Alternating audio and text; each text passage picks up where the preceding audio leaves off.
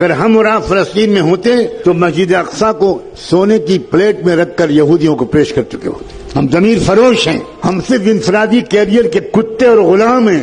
ہم نے اپنا اجتماعی اور قومی مقصد بالکل عرصے سے بلا رکھا ہے. آخری بات کہتا ہوں، اگر اس کے بعد آپ کی آج کی رات کی نیند حرام نہ ہو تو مجھے نہیں معلوم آپ کے اندر ایمان کا ذرہ باقی ہے کہ نہیں.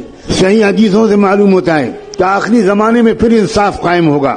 میں اس لیے کہہ رہا ہوں کہ پوری یقین سے کہہ رہا ہوں کہ نظام عالم بدلنے والا ہے. نظم عالم بدلے گا، نیا ورلڈ آرڈر آئے گا، ظلم کا دور ختم ہو کر رہے گا، انصاف کا دور قائم ہو کر رہے گا.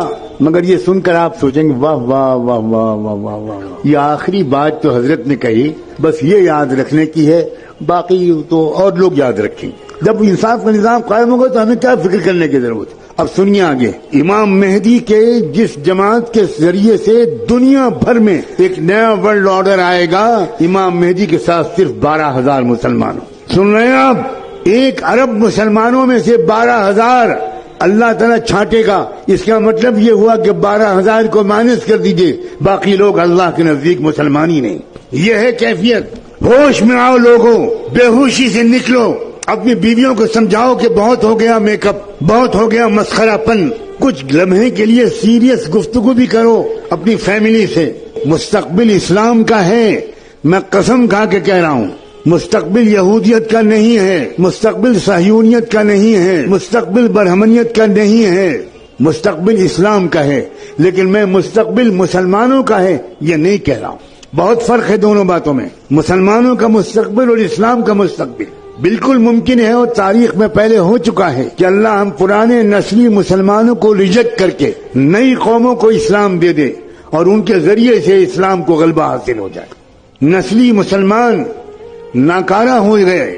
اللہ نے قرآن میں صاف کہا ہے وَإِن تَتَوَلَّوْا يَسْتَبْدِلْ قَوْمًا غَيْرَكُمْ ثُمَّ لَا يَكُونُوا أَمْثَالَكُمْ. اگر تم ناقدری کرو گے اسلام کی تو اللہ تمہیں بدل دے گا، تمہیں ریجیکٹ کر دے گا اور ایک نئی قوم لے آئے گا اور وہ تمہاری طرح نکمی نہیں ہوگی.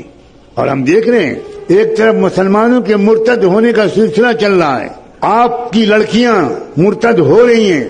آپ نے جن لڑکیوں کو کالجوں میں بھیجا، ان کو موبائل دیا، ان کی تربیت نہیں کی، ان کے ساتھ نہیں بیٹھے، ان کو اسلام نہیں سمجھایا، ان کو قرآن نہیں سمجھایا، وہ لڑکیاں کیا کر رہی ہیں مجھے بتانے کی کوئی ضرورت نہیں. آپ اگر بے خبر ہے تو سوائے اس کے کہ آپ ماتم کریں، ایک بار صبح اور ایک بار شام، اس کے صبح میں آپ کو کوئی مشورہ نہیں دے سکتا. اور ایک طرف کیا ہو رہا ہے، روزانہ کم سے کم 50 یا 100 غیر مسلم اسلام قبول کر رہے ہیں. مسلمان ریجیکٹ کیے گئے ہیں. اللہ تعالیٰ جاؤ، تم جاؤ مندروں میں گھنٹہ بجاؤ اور آؤ تم آؤ. اس غزہ کے واقعے نے ایک عجیب طرح کی فتح دی ہے. وہاں تو جنگی فتح تو ہو ہی رہی ہے، وہ قوم پوری کے پوری شہید ہونے کے لیے تیار ہے. سلام بھیجتا ہوں میں ان نوجوانوں پر، کیسا ہے ان کا ایمان و یقین. اللہ کے رسول نے فرمایا تھا الایمان حین تقع الفتن بالشام. یاد رکھنا ایک زمانہ ایسا آئے گا کہ ساری دنیا کے اندر مسلمان بے راہ ہو جائیں گے، صرف فلسطین کے علاقے میں ایمان باقی رہے گا. یہ حضور کی صحیح حدیث ہے. آج ہم اپنی آنکھوں سے دیکھ رہے ہیں کیا ایمان ہے وہاں. دنیا میں لوگ روزانہ بڑے بڑے فاضل امریکن، یورپین لوگ، سائنسداں، فلمی اداکار، میوزیشنز، اسپورٹس مین، لڑکیاں اور عورتیں، وہ صرف اس لیے اسلام لا رہی ہیں. وہ کہہ رہے ہیں کہ یا اللہ کس چیز سے یہ لوگ بنائے گئے ہیں.